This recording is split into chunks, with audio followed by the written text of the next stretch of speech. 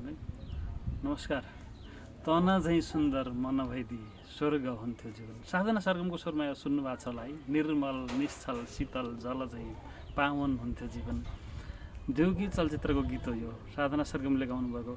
आफ्नो सबभन्दा पहिला मुभी हेरेको अनुभव सुनाइरहेको, खास गरी मेरो उमेरसम्म र त्योभन्दा बढी उमेर भएका गाउँमा जन्मेका हुर्केका मान्छेहरूका लागि सबभन्दा पहिला तपाईँले हेरेको मुभी कुन हो?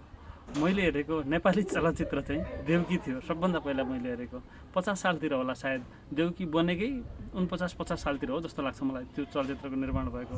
मौसमी मल्लले नुहाउँदै गरेको राजेश हमालको इन्ट्री हुन्छ अनि त्यहाँ गीत बजिरहेको हुन्छ पछाडि, एकदम सुमधुर साधना सरगमको त्यो गीत अहिले पनि सुन्दाखेरि आफू एकदम बाल्यकालतिर फर्किरहेको जस्तो हुन्छ। आज चाहिँ हातमा यो राजेश हमालको यो बायोग्राफी होइन, इन्टरभ्यूको किताब हो। राजेश हमालको युगदेखि युगसम्म जीवन, सिनेमा र समाज, राजेश हमालसँग एक ग्यास भन्ने एउटा अन्तर्वार्ताको, यो पुरै राजेश हमालसँग एक ग्यासले लग्नुभएको अन्तर्वार्ता हो। यो 300-400 पेजको छ। यो पढिरहँदाखेरि चाहिँ मलाई ती चलचित्रहरू पहिला आफू बाल्यकाल हुँदाखेरि हिरो भनेकै राजेश हमाल जस्तो लाग्थ्यो। मेरो चाहिँ पहिलो मुभी हेर्दाको आफ्नो स्मृति, स्मरण, संस्मरण तपाईँहरूलाई सुनाउन मन लागेको आज। त्यही भएर यो भिडियो बनाइरहेको।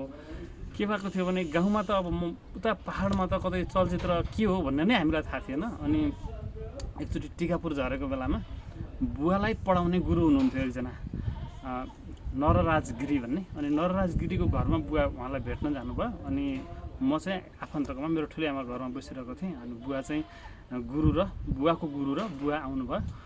अनि मलाई हिँड बजारतिर जाउँ भन्नुभयो। त्यो फिल्म भनेको, चलचित्र भन्ने यस्तो हल हुन्छ, त्यहाँ गएर हेर्ने हो भन्ने चाहिँ मलाई त्यतिखेर थाहा भएको। त्यो हलमा चाहिँ देउकी लागिरहेको थियो। पहिलो मैले चलचित्र हेरेको थियो। त्यसमा राजेश हमालको इन्ट्रीपछि राजेश हमालको अनुहार, त्यो सबै शारीरिक बनावट चाहिँ मलाई हाम्रो गाउँको एकजना प्रेम अङ्कल हुनुहुन्थ्यो कि, प्रेम अङ्कल जस्तो लाग्यो मलाई। प्रेम अङ्कलको व्यक्तित्व एकदम मनपर्छ, ह्यान्डसम। अनि राजेश हमाल पनि त्यस्तै देखेपछि मलाई प्रेम अङ्कल फिल्मको हिरो जस्तो लाग्यो। अनि त्यो चलचित्र हेरेपछि त्यसको पुरा कथा, देउकीको कथा चाहिँ मैले गाउँ गएर एकजना दाइलाई सुनाएँ। अनि 1 घन्टा लगाएर होला त्यो चलचित्र, 3 घन्टाको फिल्म हेरेर मैले लामो पुरा डिटेलिङमा मैले एउटा दाइलाई, त्यतिखेर म 6 क्लास पढ्थेँ। अनि एकजना दाइलाई पुरा सुनाएँ मैले, दान दाइलाई। दाइले पनि पुरा ध्यान दिएर अनि त्यसपछि के भयो भन्न भनेर एकदम रुचिपूर्वक सुन्नुभयो कि। अनि त्यो स्मृति, त्यस्ता अनेक स्मृतिहरू यो किताब पढिरहँदाखेरि मेरो दिमागमा आए। अब युगदेखि युगसम्ममा त्यो जिन्सको हाफ प्यान्ट होइन, प्यान्ट काटेर बनाएको हाफ प्यान्ट जस्तो, अनि माथि टी सर्टको बाहिर जिन्सको स्टकर लगाएको राजेश हमालको बन्चर बोकेको एउटा त्यो थियो नि, त्यस्तो त्यो क्या लाग्थ्यो कि त्यो कुराहरू चाहिँ अहिले सम्झना आइरहेको। तपाईँहरूलाई पनि आफ्ना सबभन्दा पहिला हेरेका मुभीहरूको स्मरण गर्नुहोस् र कमेन्ट गर्नुहोस् है। हस्, धन्यवाद।